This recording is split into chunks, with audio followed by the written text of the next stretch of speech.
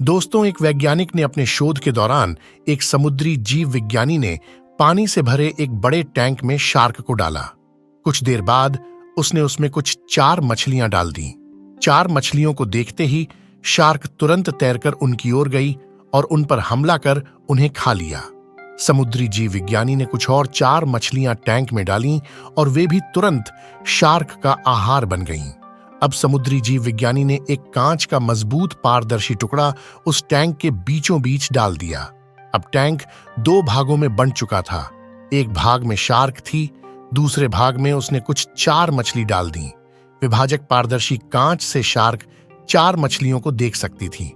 4 मछलियों के देख शार्क फिर से उन पर हमला करने के लिए उस ओर तैरी, लेकिन कांच के विभाजक टुकड़े से टकरा कर रह गई। उसने फिर से कोशिश की, लेकिन कांच के टुकड़े के कारण वह 4 मछलियों तक नहीं पहुंच सकी।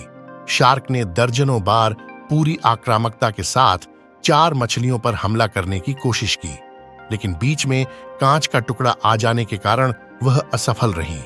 कई दिनों तक शार्क उन कांच के विभाजक के पार जाने का प्रयास करती रही, लेकिन सफल न हो सकी। अंततः थक हारकर उसने एक दिन हमला करना छोड़ दिया और टैंक के अपने भाग में रहने लगी। कुछ दिनों बाद समुद्री जीव विज्ञानी ने टैंक से वह कांच का विभाजक हटा दिया, लेकिन शार्क ने कभी उन 4 मछलियों पर हमला नहीं किया, क्योंकि एक काल्पनिक विभाजक उसके दिमाग में बस चुका था और उसने सोच लिया था कि वह उसे पार नहीं कर सकती। सीख दोस्तों, जीवन में असफलता का सामना करते करते कई बार हम अंदर से टूट जाते हैं और हार मान लेते हैं। हम सोच लेते हैं कि अब चाहे कितनी भी कोशिश कर लें, सफलता हासिल करना नामुमकिन है, और उसके बाद हम कभी कोशिश ही नहीं करते, जबकि सफलता प्राप्ति के लिए अनवरत प्रयास आवश्यक है। परिस्थितियां बदलती रहती हैं, इसलिए अतीत की असफलता को दिमाग पर हावी न होने दें और पूरी लगन से फिर मेहनत करें। सफलता आपके कदम चूमेगी।